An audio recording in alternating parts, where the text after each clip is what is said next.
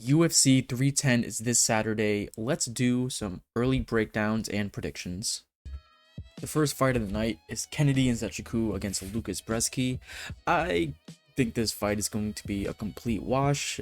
Kennedy and Nzechukwu is much more active.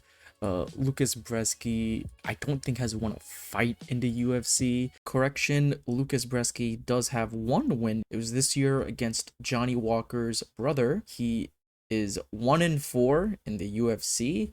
He's gonna get absolutely smacked Saturday. Yeah, I could see Nzechukwu winning this KO, TKO in first round. Easy money. Second fight of the night, we have Guida against Chase Hooper.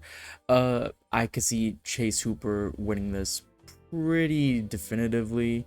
DraftKings has the odds very heavy, extremely heavy in Chase Hooper's favor. Makes sense. Chase Hooper is on a little bit of a run. Guida has lost his last two. Sacrificial Lamb sacrificed Guida to build up Chase Hooper.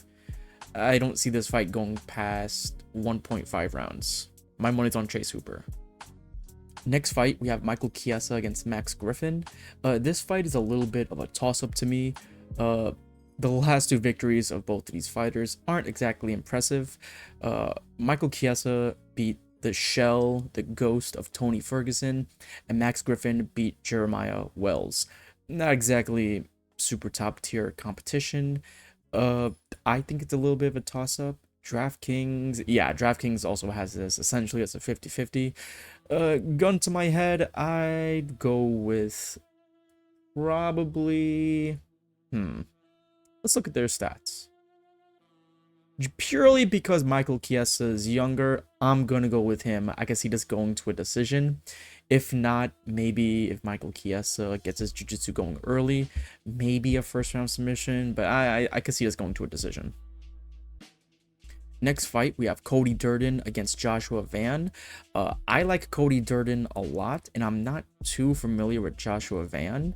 I know that Cody Durden, his last few fights have been his last fight against Max Schnell was at bantamweight. This fight is at flyweight. His last two fights at flyweight, I believe he lost. Yeah, against Tagir, Ulanbekov, and Bruno Silva. Joshua Van, I believe, is on a little bit of a streak. Yeah, he's on a 3-fight win streak. I'm not too familiar with Joshua Van, so it's a little bit tough for me to say. However, all of his wins are from decisions, which kind of tells me he might be a grappler, or he just might not be very good at getting finishes, which is interesting to think about. DraftKings has this fight slight favorite to Joshua Van. I'm not too sure. Gun to my head, I guess Joshua Van. He is very, very, very young, and he is shorter than Cody Durden. You know what? I'm gonna go with Cody Durden. I like him. I think he's a good striker. He has a wrestling base, but his primary mode of winning fights is his striking. I'm gonna go with Cody Durden. He's a fan favorite. I like him. Last fight of the early prelims, we have Chris Weidman against Eryk Anders. I'm not too sure what to make of this fight. Chris Weidman is older. I could see him using his eye poking method to gouge out Eryk Anders' eyes. What does DraftKings have the odds at? DraftKings has this fight. Toss up. Okay, I could see that. I'm not super familiar with Eryk Anders. Chris Weidman, with all due respect, I think has lost some favor in the MMA community based on his last fight. Gun to my head, I'll go with Eryk Anders just because he's younger. I could see this possibly going to a decision. The first fight of the prelims, we have Bryan Battle against Randy Rude Boy Brown. This seems to be a pretty fun fight, in my opinion. Randy is a New Yorker. He went to Jamaica High School. Respect for that. I think nowadays he's probably living in Long Island, but I could be wrong. And Bryan Battle is a fan favorite. He's a great finisher in the UFC. all things considered, I think Bryan Battle probably has this fight. What are the DraftKings odds? DraftKings has Bryan Battle as a favorite. No surprise there. Randy Brown is fun to watch, but he's very hesitant. He doesn't go forward a lot. He's known for his striking and his boxing, which is okay, but he's hesitant to push that trigger, to push that button and go forward and just have the killer mindset. Bryan Battle does not lack that. He's a pretty good fighter. He goes forward. He's not afraid to get scrappy. I'm gonna go with Bryan Battle, maybe 3rd round KO. Next fight, we have the former UFC bantamweight champion Aljamain Sterling against Movsar Evloev. This is a controversial fight, not because of the fight itself, but because of the placement on the card. A lot of people think that Aljamain Sterling should be on the main card because he's a former champion, but these two are the kings of submissions. Looking at Evloev's last 3 wins, they all come from decisions. Even going back to 2021, the guy loves decisions, and Aljamain Sterling isn't too different. I believe he got his last his last finish against Corey Sandhagen. I could be wrong. Yes, he backpacked Corey Sandhagen in round 1. So I think the placement of the card it's okay, to be honest. I don't have a lot of complaints because this will most likely go to a decision. My money is on Evloev just because he's Russian. No other reason. That's pretty much it. DraftKings has the fight as a favor, and Evloev makes sense. Next fight, we have Vicente Luque against Themba Gorimbo. For anyone watching UFC Embedded, they love Gorimbo. Not sure why. I see this as a little bit of a sacrifice. If I recall correctly, Vicente Luque is still ranked. Yeah, he's ranked 14th. Themba Gorimbo is up and coming. He's hungry. He's lost only once in the UFC, his very first fight. He's been on a 3-win streak since. And Vicente Luque, unfortunately to say, is a bit of a shell of his former self. He lost against Joaquin Buckley. He has one decision win against Rafael dos Anjos. But against top level welterweights, he hasn't been doing very well lately. So I could see Gorimbo winning this pretty definitively. What are the DraftKings odds? Okay, so it's a little close, slight favorite to Gorimbo. Yeah, my money's on a decision, probably Gorimbo. However, I wouldn't be surprised if Luque did win. Last fight of the prelims, we have Dominick Reyes against Anthony Smith. Anthony Smith, poor guy. He has not looked good his last few fights. He's taken a lot of short notice fights, a lot of replacements, a very controversial win against Ryan Spann, which, if I recall correctly, I didn't have Anthony Smith winning. It was very close, but I had Ryan Spann winning. And yeah, he just hasn't looked super good since 2021, in my opinion. Dominick Reyes is coming off a very much needed win against Justin Jacoby, who I believe is Anthony Smith's friend and training partner. Before that, Dominick Reyes has a little bit of a losing streak. However, he did lose against pretty top-tier competition. He 100% beat John Jones. He lost against Jan Blachowicz, who went on to be champion. He then lost against Jiří Procházka, who went on to be champion. And unfortunately lost to Ryan Spann. But he came back, new and rejuvenated, and beat up Justin Jacoby. My money is on Dominick Reyes, just because I think Anthony Smith is washed. Yeah, I think Dominick Reyes needs to just dial in and get the victory. My guess, probably first round KO TKO. Also, DraftKings has Dominick Reyes as a favorite, so a pretty somewhat substantial favorite. Yeah, no, I go with Reyes. The first fight of the main card, we have Nate Landwehr against Chiodoho. Chiodoho? I don't know how to pronounce this. But yeah, this guy, Chiodoho. My money is on Nate Landwehr just because he's very, very active. He's fought 3 times each year since 2022, and Cho is not super active, and his last win before this year was all the way in 2016.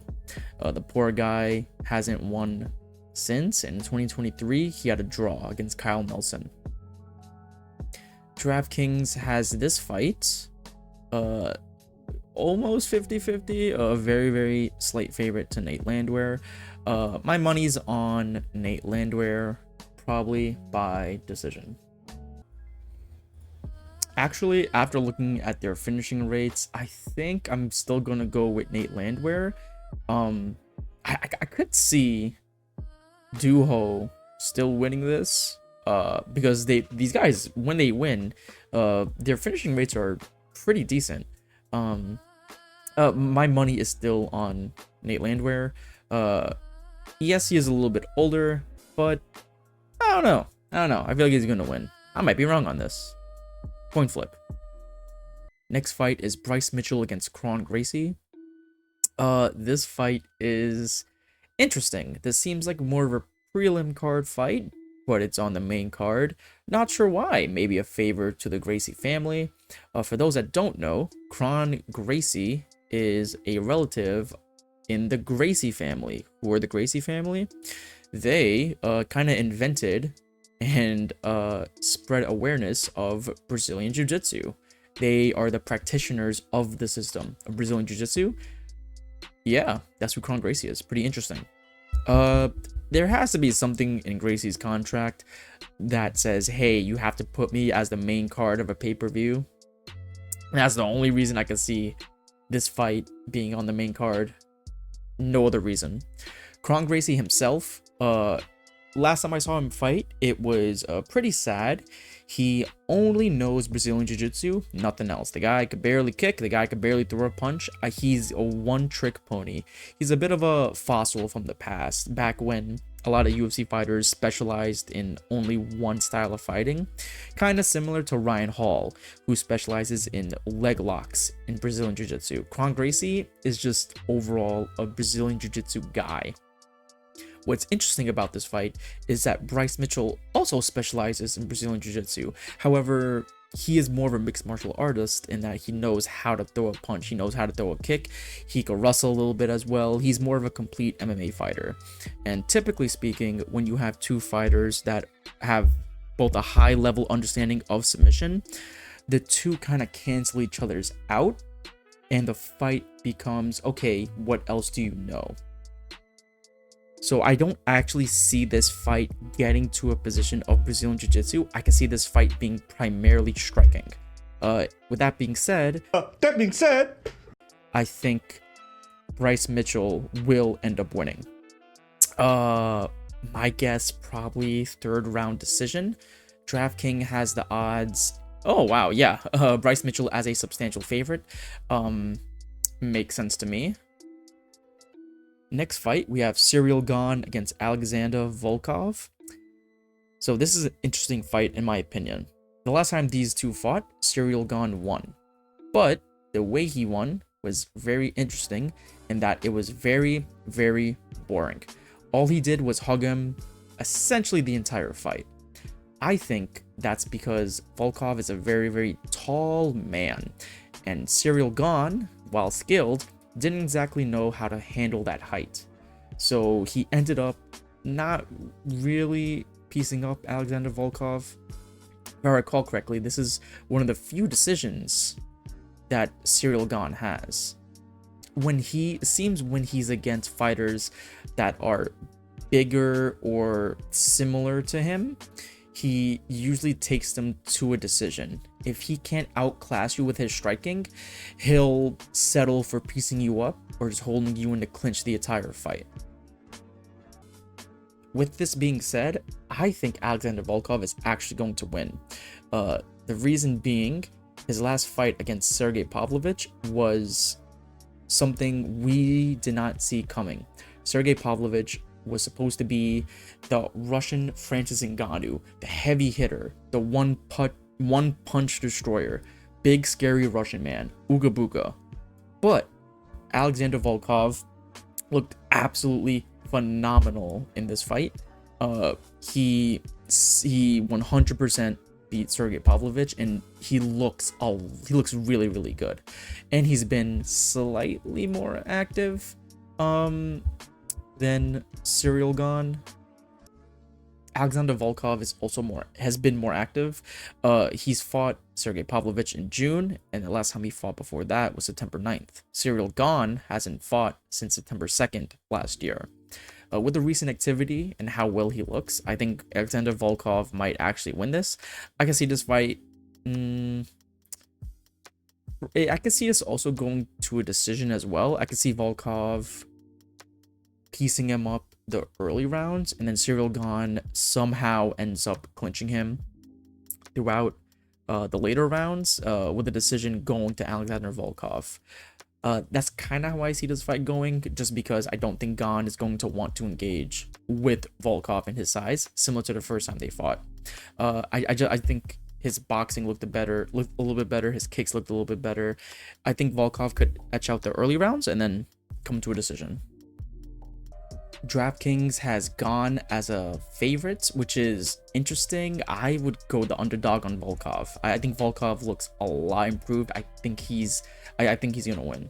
Co-main event: Shavkat Rakhmonov against Ian Machado Gary, or as I like to call it, the horse fucker versus the wife cucker. I think Shavkat Rakhmonov has this win in the bag. He eats horse meat. Ian Machado Gary is a vegan. I'm not basing that. That's the only thing I'm basing this prediction off of. Yeah, maybe first round or second round finish. And for the main event, we have Alexandre Pantoja against Kai Asakura. I think Alexandre Pantoja has this in the bag. Kai, don't know a lot about you. I know you're huge in Japan. You're great in Japan. Good for you. Whether it be Michael Chandler, Kayla Harrison, MVP, whenever you're signed from a previous fighting promotion, you always get a tune-up fight. The UFC has the best MMA fighters in the world. I don't think it's right for Kai to go straight into a championship match. It's all business at the end of the day. That's what this all is. I could see the UFC making this fight purely just to get more fans and more engagement from the Japanese market. Kai is absolutely massive in Japan. I remember I was on the subway in New York City, and sitting next to me is a Japanese guy scrolling Twitter on his phone, and lo and behold, while everything's in Japanese, there was a message about Kai Asakura signing to the UFC on his Twitter timeline, and he engaged with the post, and I'm like, oh, this Kai guy, he must be serious. The YouTube numbers alone from Kai kind of says what the UFC wants out of this fight. I could see them wanting Kai to win, but I don't think that's gonna happen. Pantoja is a complete UFC flyweight. He's really good. He's like a mini Brandon Moreno. He could do it all. His ground game is good. His striking is good. And Kai might be equally as good. But I think purely because of the lack of a tune-up fight, I don't think Kai can win this. Looking back to the Michael Chandler fight, Michael Chandler fought Dan Hooker, but I mean, it's Dan Hooker, right? I think he was ranked 10th at the time. And then he went on to fight Charles Oliveira, and I think we all could agree, based on watching the previous fights of Michael Chandler, he's not exactly UFC champion caliber. Now, maybe Kai is different in that sense. We'll find out this Saturday night, but yeah, my money's in Pantoja. He be in the top flyweights in the division. I think Kai would be an interesting challenge for him, but I don't think Kai's gonna win. My money is probably Pantoja by decision. And Pantoja is the favorite against Kai. I think that makes sense as well. That's it for my predictions. Let me know what you guys think. Make sure to like, comment, share, subscribe, all that fun stuff. Adios.